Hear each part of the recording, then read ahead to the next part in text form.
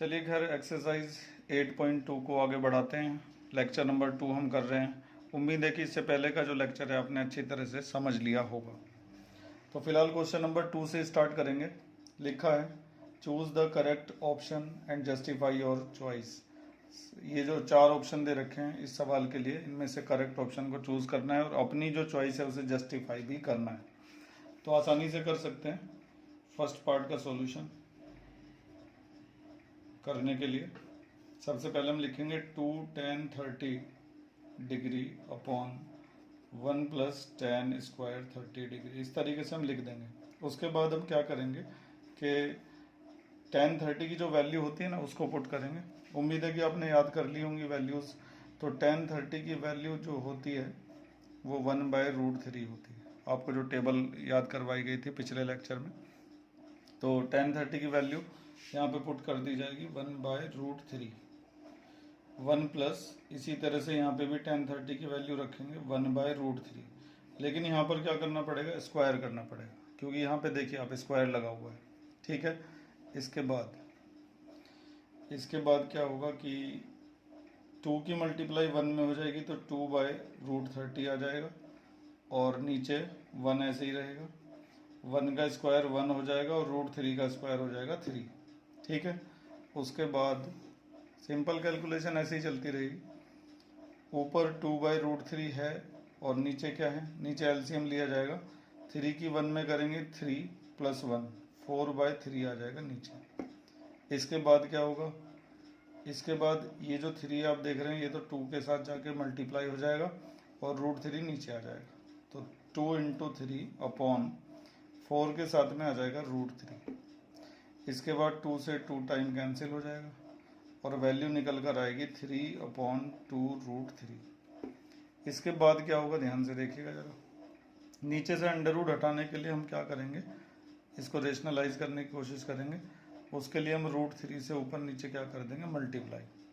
तो √3 की मल्टीप्लाई 3 में करके तो √3 आ जाएगा और √3 की यहाँ पे मल्टीप्लाई करेंगे तो क्या आ जाएगा, 3 आ जाएगा। ठीक है। फिर 3 से 3 आ जाएगा कैंसिल, तो बचेगा √3/2। तो इस सवाल को सॉल्व करके हमारा जो आंसर आया वो √3/2 आया है। लेकिन इन चारों में से कोई भी ऑप्शन √3/2 का नहीं है। यहाँ पे ट्रिग्नोमेट्रिक रेशोज की कुछ वैल्यूज़ दे रखी है, मतलब कुछ एंगल्स दिए हुए हैं यहाँ पे। तो हमें ये चेक करना पड़ेगा कि √3/2 इन चारों में से किसकी वैल्यू होती है। क्या वो sin 60 की वैल्यू होती है? बिल्कुल होती है, क्योंकि आपने जो टेबल याद कर रखी है उसके हिसाब से sin 60 की वैल्यू √3/2 होती है। मैं आपको दिखा देता हूँ एक बार। तो यही वो टेबल है जो लेक्चर नंबर 1 में आपको सिखाई गई थी और इसके अकॉर्डिंग sin 60 की जो वैल्यू होती है वो क्या होती है, √3/2। तो अगर कहीं हम √3/2 लिखा हुआ देखेंगे तो उसकी जगह हम sin 60 लिख सकते हैं। इसके अलावा √3/2 की जगह हम cos 30 भी लिख सकते हैं। लेकिन हमारी जो ऑप्शन है ना उसमें कहीं भी cos 30 नहीं है, केवल sin 60 है। तो हमने क्या किया कि जो √3/2 आया था उसकी जगह हमने क्या लिख दिया, sin 60, क्योंकि √3/2 किसकी वैल्यू होती है, sin 60 की वैल्यू होती है। एक बार फिर से सवाल को समझते हैं। ये हमारा सवाल था। तो इसमें यहाँ पे tan 30 लिखा हुआ था और इधर भी tan 30 लिखा हुआ था। तो हमने क्या करा, दोनों जो tan 30 थे उनकी वैल्यू को पुट कर दिया। फिर 2 की 1 में मल्टीप्लाई हो गई तो 2/√3 आ गया। 1 का स्क्वायर 1 हो गया, √3 का स्क्वायर 3 हो गया। नीचे की तरफ एलसीएम ले लिया, 4/3 आ गया। ऊपर 2/√3 ऐसे ही रहा।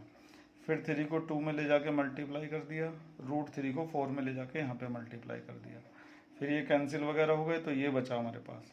फिर नीचे से अंडर रूट हटाने के लिए हमने क्या किया, √3 से ऊपर नीचे मल्टीप्लाई कर दिया। ठीक है। √3 की √3 में करेंगे तो 3 आएगा और ऊपर आ जाएगा 3√3। ठीक है। उसके बाद ये कैंसिल हो गए, √3/2 आ गया। और √3/2 कौन से एंगल की वैल्यू होती है इन चारों में से, इसकी, क्योंकि जो cos 60 होता है उसकी वैल्यू क्या होती है, 1/2। tan 60 की वैल्यू क्या होती है, √3। sin 30 की वैल्यू क्या होती है, 1/2।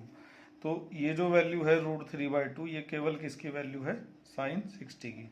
इसीलिए ऑप्शन ए जो है वो करेक्ट माना जाएगा। तो आंसर में हम क्या लिख देंगे, ए लिख देंगे। ठीक है।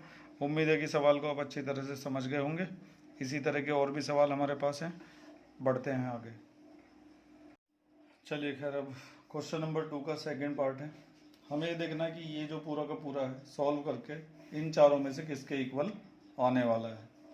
तो मैं सवाल को लिख देता हूँ यहाँ पे 1 minus ten square 45 degree upon 1 plus ten square 45 degree, इस तरीके से लिख दिया है।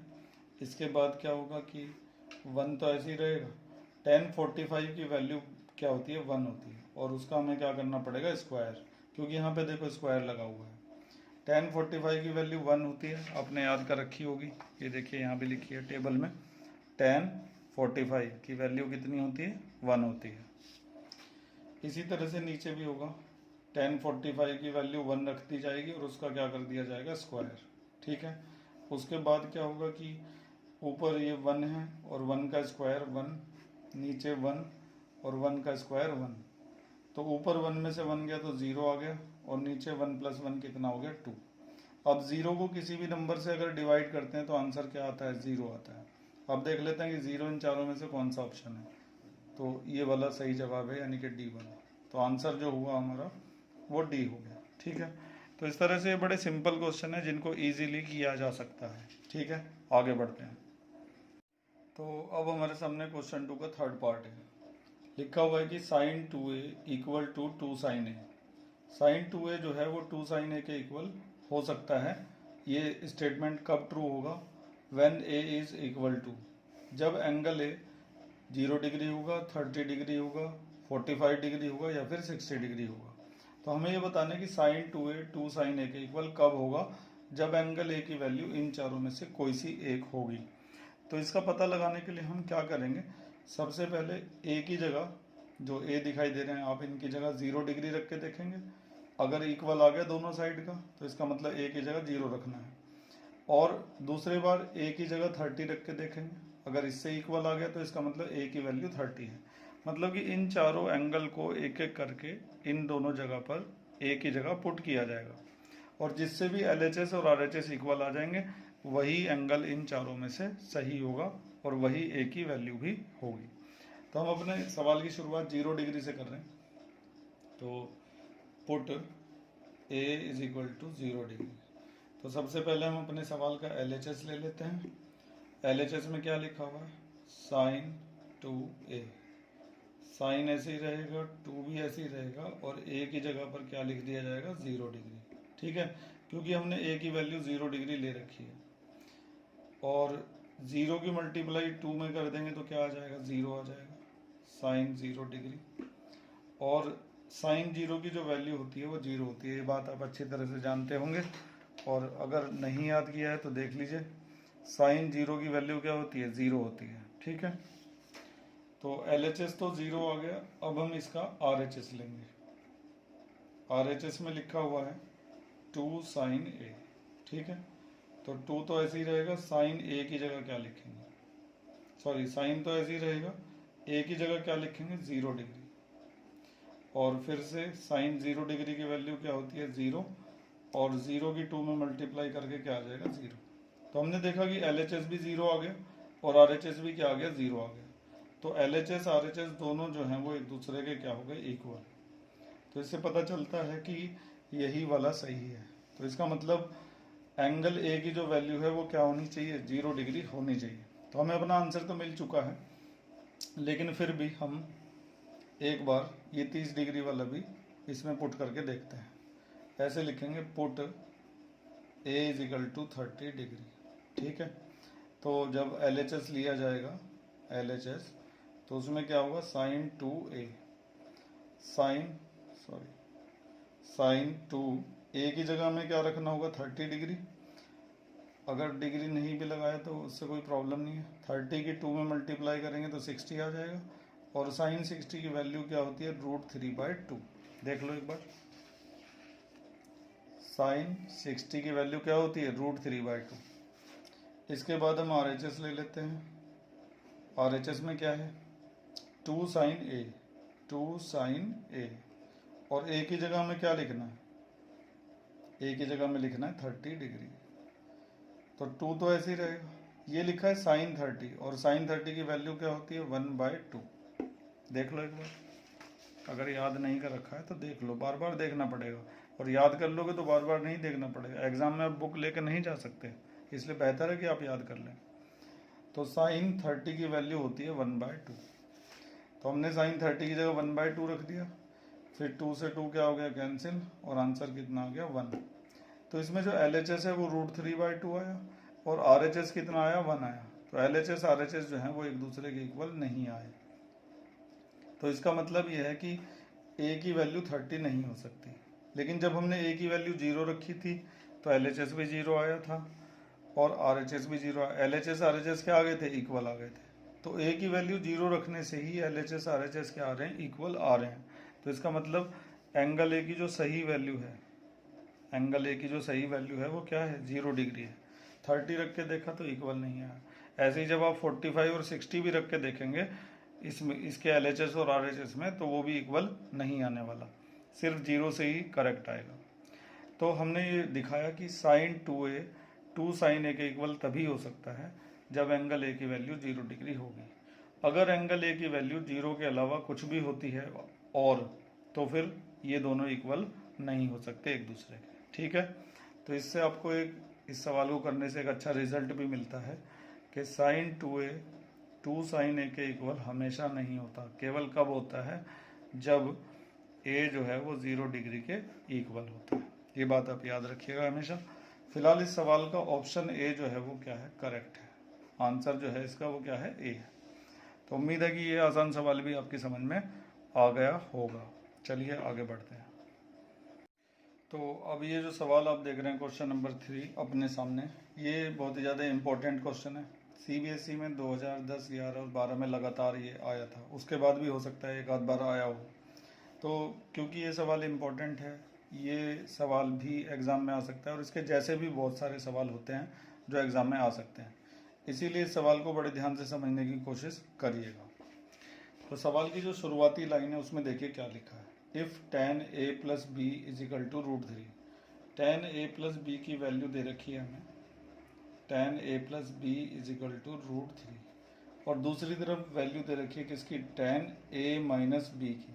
वो कितनी है, वो है 1/√3। ठीक है, तो एक तरफ tan A + B की वैल्यू दे रखी है और दूसरी तरफ tan A - B की वैल्यू भी दे रखी है। बीच में ये सब भी दिया है कि एंगल A B से बड़ा है, A और B का सम जो है वो 90 से छोटा उसके इक्वल और 0 से बड़ा उसके इक्वल है। तो इस चीज़ की आपको टेंशन लेने की कोई ज़रूरत नहीं है। ये जो है ये सवाल को बनाने के लिए ज़रूरी है, लेकिन सवाल की कैलकुलेशन में इसका कोई इस्तेमाल नहीं होगा। फाइंड A एंड B, हमें क्या करना है, A की और B की वैल्यू निकालनी है। तो कैसे निकालेंगे, बड़े ध्यान से देखिएगा। इसको समझाने के बाद मैं आपको इसके जैसे और भी सवाल करवाऊंगा, उनको भी ध्यान से देखिएगा। तो tan A + B = √3 दिया हुआ है, तो इधर की साइड का तो हम ऐसे ही लिखा रहने देंगे tan A + B, लेकिन ये जो √3 है इसकी जगह हम tan का वो एंगल देखेंगे जिसकी वैल्यू √3 होती है। तो tan के कौन से एंगल की वैल्यू √3 होती है, देखो जरा, ये tan लिखा है और कौन से एंगल की वैल्यू √3 है, ऊपर जाओ, किसकी वैल्यू है, 60 की। तो ये जो √3 आप देख रहे हैं इसकी जगह लिख दिया जाएगा tan 60 डिग्री। ठीक है, इसी तरह से अब दूसरी तरफ आ जाओ, tan A - B = अब ये जो 1/√3 है ये tan के कौन से एंगल की वैल्यू है, ये भी देखते हैं। जिन्हें याद है वो तो बता पा रहे होंगे एकदम से। तो tan थीटा में 1/√3 ये रहा, ये tan के कौन से एंगल की वैल्यू है, 30 डिग्री की। तो 1/√3 की जगह हम क्या लिख देंगे, tan 30 डिग्री। उम्मीद है कि ये चीज़ आपकी समझ में आ गई होंगी। तो आपको ऐसे देखना है कि √3 tan के कौन से एंगल की वैल्यू है, 1/√3 tan के कौन से एंगल की वैल्यू है। मान लो कि यहाँ पे tan की जगह साइन होता, तो फिर तुम ये देखते कि 1/√3 साइन के कौन से एंगल की वैल्यू। यहाँ पे cos होता तो फिर देखते कि 1/√3 cos के कौन से एंगल की वैल्यू है। ठीक है, अब क्या होगा कि tan से tan कैंसिल हो जाएगा और A + B = 60 और इक्वेशन बन जाएगी फर्स्ट। इसका ये जो डिग्री है ना ये यहाँ से हटा दिया जाएगा, क्योंकि इनके ऊपर की डिग्री से उधर की डिग्री कैंसिल हो जाएगी। तो खाली ऐसे हम लिख सकते हैं। दूसरी तरफ, या फिर ऐसा करता हूँ मैं, इसकी डिग्री लगी रहने देता हूँ। दूसरी तरफ भी tan से tan कैंसिल हो जाएगा और a माइनस बी की वैल्यू कितनी आ जाएगी 30 डिग्री, और ये बन गई इक्वेशन सेकंड। ठीक है, तुम्हें इसको इससे काटना नहीं है, बस ऐसे गायब करना है। अगले स्टेप में इस तरह से लिखना है, ऐसे काट के मत दिखाना कभी भी। वो वैसे तो मैंने बता दिया, इससे ये कैंसिल हो जाएगा, a minus B is equal to कितना आ जाएगा 30, लेकिन आप इनको क्रॉस करके नहीं दिखाएंगे। अब हमारे पास दो इक्वेशन बन चुकी हैं और ये दोनों लीनियर इक्वेशन हैं। लीनियर इक्वेशन को कैसे सॉल्व करते हैं हमने चैप्टर 3 में अच्छी तरह से सीख रखा है। तो हम इन दोनों इक्वेशंस को ऐड कर देते हैं, फर्स्ट प्लस सेकंड। ठीक है, तो फर्स्ट इक्वेशन है a plus B is equal to 60 और सेकंड इक्वेशन है a minus B is equal to 30। ठीक है, उसके बाद क्या होगा, b से b कैंसिल हो जाएगा, a और a कितना हो जाएगा 2a इज इक्वल टू 60 और 30 कितना हो गया 90 डिग्री। ठीक है, इसके बाद क्या होगा कि 2 से कट जाएगा तो a की वैल्यू कितनी आ जाएगी 45 degree.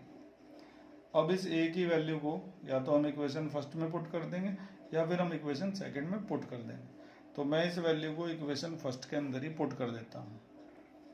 Substituting the value of a in equation first, a की वैल्यू को इक्वेशन फर्स्ट में यहाँ पे पुट कर रहे हैं, 45 plus b is equal to 60, 45 वहाँ जाके माइनस, तो b की वैल्यू कितनी आ गई 15 डिग्री।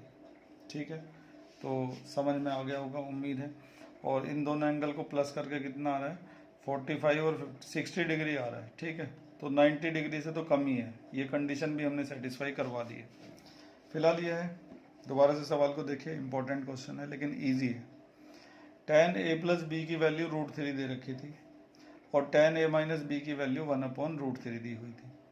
तो हमने देखा कि √3 tan के कौन से एंगल की वैल्यू होती है, tan 60 की होती है। tan से tan कैंसिल हो गया, a plus B is equal to 60। ऐसे ही दूसरी तरफ a minus B is equal to 30। फिर दोनों इक्वेशंस को हमने ऐड कर दिया, ऐड करके हमें एंगल a की वैल्यू मिल गई। फिर a की वैल्यू को हमने यहाँ पे इस जगह पे पुट कर दिया, तो फिर हमें एंगल b की वैल्यू भी आसानी से मिल गई है। ठीक है, डिग्री में यहाँ पे लगा दें। इसके जैसा एक और सवाल हम कर लेते हैं ताकि ये क्वेश्चन हमें अच्छी तरह से क्लियर हो जाए और एग्जाम में अगर ऐसा कोई भी सवाल आता है तो हम उसको इजीली कर पाएँ। तो एक एक्स्ट्रा क्वेश्चन देख लेते हैं। तो अभी अभी जो हमने क्वेश्चन नंबर 3 किया है उसके जैसा एग्जाम्पल नंबर 8 है, हमारी बुक में दिया हुआ है। तो इसमें साइन a माइनस बी की वैल्यू 1/2 है। साइन a माइनस बी की जो वैल्यू है वो कितनी है 1/2। इसके अलावा cos a प्लस बी की वैल्यू कितनी है, वो भी 1/2 है। ठीक है, अब हम ये देखेंगे कि ये जो 1/2 है ये साइन के कौन से एंगल की वैल्यू है। तो याद तो होगा ही तुम्हें, 1/2 साइन के कौन से एंगल की वैल्यू होती है 30 डिग्री की। तो साइन a माइनस बी और 1/2 की जगह रख दिया जाएगा साइन 30 डिग्री। इसी तरह से दूसरी तरफ ये जो 1/2 होती है ये कॉस के कौन से एंगल की वैल्यू होती है।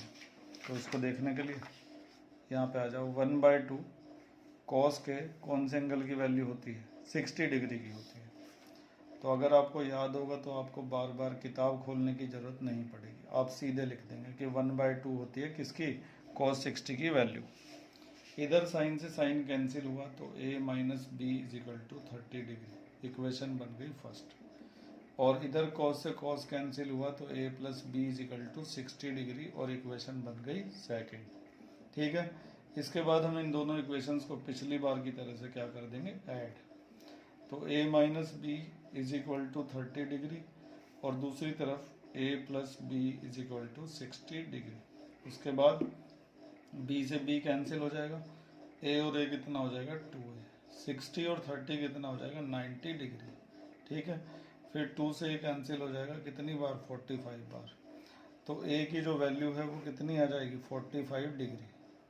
अब a की वैल्यू को हम यहाँ पे पुट कर देते हैं सेकंड के अंदर, लिख देता हूँ यहाँ पे फ्रॉम इक्वेशन सेकंड। तो a की जगह जब 45 रखा जाएगा plus b is equal to 60 degree, फिर 45 उधर जाके माइनस हो जाएगा तो b की वैल्यू कितनी आ जाएगी 15 डिग्री।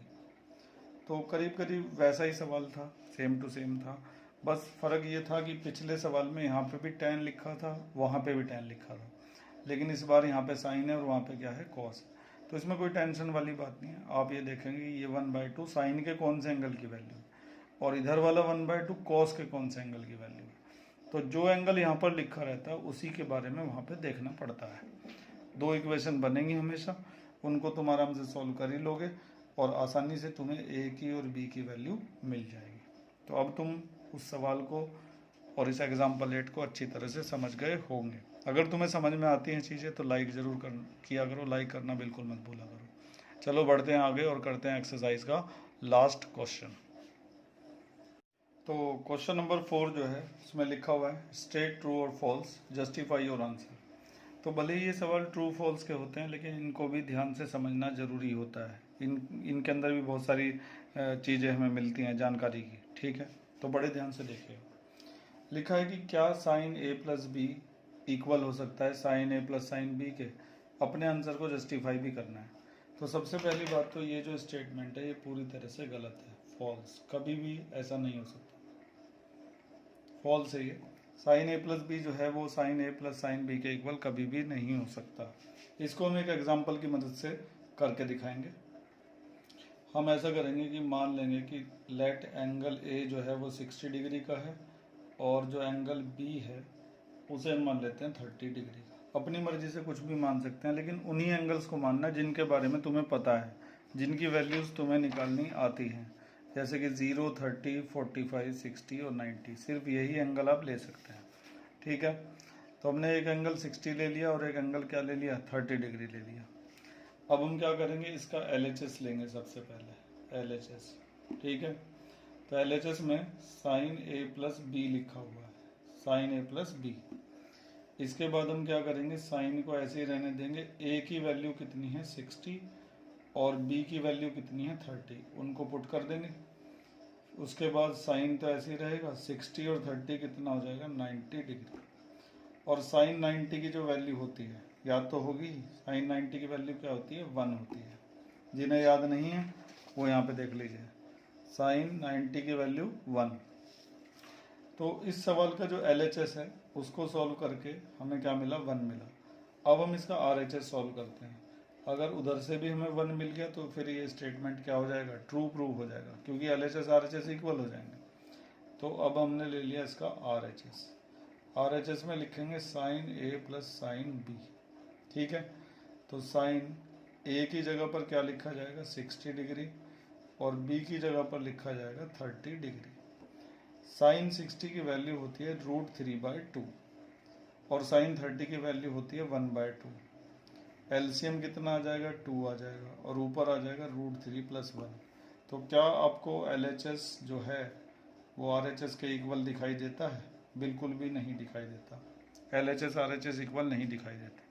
तो इसका मतलब साइन ए प्लस बी जो है वो साइन ए प्लस साइन बी के इक्वल कभी भी नहीं हो सकता।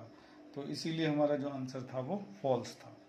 उम्मीद है कि ये वाला पार्ट आपकी समझ में आ गया होगा। आगे बढ़ते हैं, चलिए खैर। अब सेकंड पार्ट देखिए जरा क्या लिखा है। The value of sine theta increases as theta increases. Sine theta की वैल्यू इंक्रीज होगी जब थीटा इंक्रीज होगा। थीटा को बढ़ाओगे तो साइन थीटा की वैल्यू भी बढ़ेगी। ये स्टेटमेंट है और हमें इसके बारे में बताना है ये ट्रू है या फिर फॉल्स है। तो इसको ट्रू फॉल्स पता करने के लिए हमें वो टेबल काम आएगी जो हमने याद कर रखी है। टेबल को देखते हैं दोबारा से। ये टेबल है, तो देख रहे हो ना, बड़ी काम की टेबल है। एक्सरसाइज के हर सवाल में इसको देखना पड़ रहा है, लेकिन इसलिए देखना पड़ रहा है क्योंकि याद नहीं है। अगर याद होता तो टेबल देखने की ज़रूरत ना पड़ती। तुम में से बहुतों को याद होगा, ऐसी बात नहीं है। तो देखो थीटा की वैल्यू बढ़ती जा रही है। ये थीटा को रिप्रेजेंट करते हैं सारे एंगल। तो थीटा की वैल्यू क्या होती जा रही है, इंक्रीज होती जा रही है। तो क्या साइन थीटा की वैल्यू भी इंक्रीज हो रही है? बिल्कुल हो रही है। देखो 0 से स्टार्ट हुई और बढ़ते बढ़ते कहाँ तक पहुँच गई, 1 तक पहुँच गई। पहले 0 थी, फिर 1/2।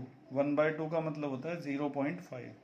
तो पहले 0 थी, फिर 0.5 हो गई, फिर और बढ़ गई, फिर और बढ़ गई, फिर और बढ़ गई। तो जैसे जैसे थीटा बढ़ता है वैसे वैसे साइन थीटा की वैल्यू भी क्या होती है, बढ़ती है। तो ये बात बिल्कुल सही है इसका मतलब। ठीक है, तो मैंने यहाँ पे लिख दिया है कि कंसीडर दिस टेबल। इस टेबल को कंसीडर करिए। इसमें हम देख रहे हैं कि जैसे जैसे थीटा बढ़ रहा है वैसे वैसे साइन थीटा की वैल्यू भी बढ़ती जा रही है। और नीचे लिख भी दिया है, from this table it is clear that the value of sine theta increases as theta increases. उम्मीद है कि समझ में आ गया होगा। इसी के जैसा एक और पार्ट है, उसे भी देखते हैं। तो ये थर्ड पार्ट है, इसमें लिखा है कि the value of cos theta increases as theta increase. जैसे जैसे थीटा बढ़ेगा वैसे वैसे कॉस थीटा की वैल्यू भी बढ़ेगी। ये भी उसी की तरीके से लिखा हुआ है। तो इसके बारे में बताना है कि ये ट्रू है या फिर फॉल्स है। तो टेबल देख लेते हैं एक बार। ये रही टेबल। थीटा की वैल्यू जैसे जैसे बढ़ रही है तो क्या कॉस थीटा की भी वैल्यू बढ़ रही है। कॉस थीटा की वैल्यू पहले 1 थी, फिर घट गई और घट गई और घट गई और फिर घटते घटते क्या हो गई, 0 हो गई। आप ये बात तो जानते होंगे ना अच्छी तरह से कि √3/2 की वैल्यू 1 से कम होती है। जो नहीं जानते वो √3 की वैल्यू रखना। जैसे कि √3/2 का वैल्यू निकालना है तो √3 की वैल्यू रखना 1.732 होती है, फिर 2 से डिवाइड करना, तो जो भी निकल के आएगा वो 1 से कम ही आएगा। ठीक है, तो ये वैल्यू 1 से कम होती है, ये और कम होती है, ये 0.5 है, ये भी 1 से कम होती है। तो वैल्यू धीरे धीरे क्या हो रही है, घट रही है। जैसे जैसे थीटा बढ़ रहा है वैल्यू जो है कॉस थीटा की वो क्या हो रही है, घट रही है। ठीक है, जबकि वहाँ पे क्या लिखा है कि जैसे जैसे थीटा बढ़ेगा कॉस थीटा भी बढ़ेगा। ऐसा गलत है, थीटा बढ़ने से कॉस थीटा क्या होगा, घट जाएगा। तो ये जो स्टेटमेंट है ये क्या है, फॉल्स है। ठीक है, और इसके बारे में भी इसी तरह से मैं रीज़न यहाँ पे लिख देता हूँ। तो यहाँ पे मैंने उसको एक्सप्लेन कर दिया है कि टेबल बना दी पहले और फिर दिखा दिया कि थीटा तो धीरे धीरे बढ़ रहा है लेकिन कॉस थीटा की वैल्यू धीरे धीरे क्या हो रही है, घट रही है, क्योंकि वो पहले 1 थी फिर घटते घटते क्या हो गई, 0 हो गई। ठीक है, उम्मीद है कि समझ में आ गया होगा। नीचे यहाँ पे हमने लिख भी दिया है।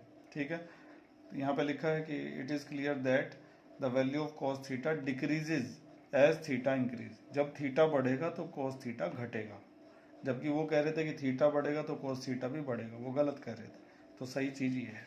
ठीक है, 2 और बचे हैं, उन्हें भी देख लेते हैं। तो फोर्थ पार्ट में देखिए क्या लिखा हुआ है, sine theta equal to cos theta for all values of theta. Theta की सारी वैल्यूज़ के लिए साइन थीटा और कॉस थीटा हमेशा इक्वल होंगे। तो इसका जवाब भी हमारी उस टेबल में ही छुपा हुआ है, उस टेबल को फिर से देखते हैं। तो बड़े काम की टेबल है, बार बार इसका यूज़ हो रहा है। ये साइन थीटा है और ये कॉस थीटा है, इनकी कौन सी वैल्यू इक्वल है वो चेक कर लेते हैं। क्या ये इक्वल है, नहीं है। क्या ये इक्वल है, नहीं है। क्या ये इक्वल है, हैं। ये दोनों वैल्यूज़ जो हैं वो एक दूसरे के क्या हैं, इक्वल है। ये वाली इक्वल है, नहीं है। ये दोनों इक्वल है, नहीं है। तो केवल यही वाली वैल्यूज़ एक दूसरे के इक्वल हैं, और कब, जब थीटा की वैल्यू क्या होगी, 45 डिग्री होगी। हमारे सवाल में कहा गया है कि थीटा की सारी वैल्यूज़ के लिए साइन थीटा और कॉस थीटा इक्वल होंगे। गलत कहा है, क्योंकि थीटा की सिर्फ एक वैल्यू है जिसके लिए साइन थीटा और कॉस थीटा इक्वल होंगे। तो समझ में आ गया होगा कि थीटा की वैल्यू जब 45 होगी तभी साइन थीटा और कॉस थीटा एक दूसरे के इक्वल होंगे, क्योंकि तभी इन दोनों की वैल्यू 1/√2 निकल कर आएगी।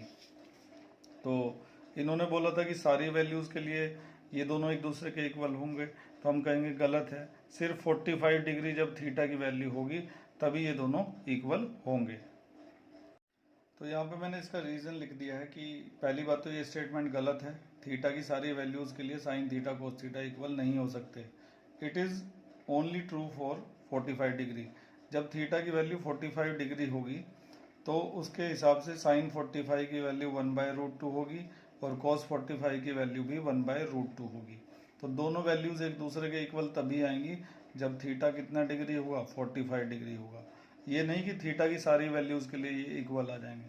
मान लो कि थीटा की वैल्यू 60 डिग्री है, तो क्या sine theta cos theta equal आ जाएंगे? नहीं आएंगे, क्योंकि साइन 60 की वैल्यू होती है √3/2 और कॉस 60 की वैल्यू होती है 1/2। तो इक्वल नहीं आ रहे हैं। तो केवल थीटा की एक ही वैल्यू पर इक्वल आ सकते हैं, किस पर, 45 डिग्री पर। तो उम्मीद है कि ये वाला पार्ट समझ गए होंगे। अब आखिरी पार्ट और आखिरी सवाल इस एक्सरसाइज का, इसे भी देख लीजिए। Cot A is not defined at A is equal to 0 degree. सही है बिल्कुल, क्योंकि हमने टेबल याद कर रखी है, उसके हिसाब से कॉट ए 0 डिग्री पर क्या होता है, नॉट डिफाइंड होता है। ठीक है, तो इसके लिए बस मैं यहाँ पे एक टेबल बना दूंगा और लिख दूंगा कंसीडर दिस टेबल। तो पहली बात तो मैंने यहाँ पे एक टेबल बना दी है, ए की वैल्यू जब 0 होगी तो कॉट ए अनडिफाइंड होगा, इसको इन्फिनिटी बोलते हैं या फिर अनडिफाइंड बोलते हैं। और ए की वैल्यू जब 30 होगी तो ये होगा, इस तरीके से पूरा। और यहाँ पे लिख दिया है कि from the above table it is clear that cot A is not defined at A is equal to 0। जब ए की वैल्यू 0 होगी तो कॉट ए उस समय क्या होगा, नॉट डिफाइंड होगा, यानी कि स्टेटमेंट क्या है, ट्रू है। तो इसी के साथ हमारी जो एक्सरसाइज है 8.2 वो पूरी तरह से कंप्लीट हो गई है। उम्मीद है कि एक्सरसाइज में जो चीज़ें आपको समझाई गई हैं वो अच्छे से क्लियर हो गई होंगी। इनकी ज़्यादा से ज़्यादा प्रैक्टिस करिएगा ताकि आप इन चीज़ों को कभी ना भूल पाएँ। और वैसे भी अगली जो एक्सरसाइज हम करेंगे उनमें पीछे की जो एक्सरसाइज हैं उन सब का मैं जो पढ़ा है उसका इस्तेमाल होगा, ठीक है। इसलिए अच्छे से पूरी मेहनत से प्रैक्टिस करते रहिए। Thank you. उम्मीद है कि सब समझ में आ गया होगा, और अगर कुछ कमी रह गई है तो कमेंट्स में ज़रूर लिखा करें ताकि अगली वीडियो में उसका सुधार किया जा सके। और कोई प्रॉब्लम भी आती है तो भी आप मुझे कमेंट्स में लिख सकते हैं या फिर मुझे व्हाट्सएप मैसेज भेज सकते हैं मेरे नंबर पर, डिस्क्रिप्शन में मैंने नंबर दे रखा है, ठीक है। और अगर आपने चैनल सब्सक्राइब नहीं किया हुआ है तो सब्सक्राइब ज़रूर कर लीजिए ताकि समय समय पर आपको मैथ और साइंस की इसी तरह की इन्फॉर्मेटिव वीडियो मिलती रहे। Thank you.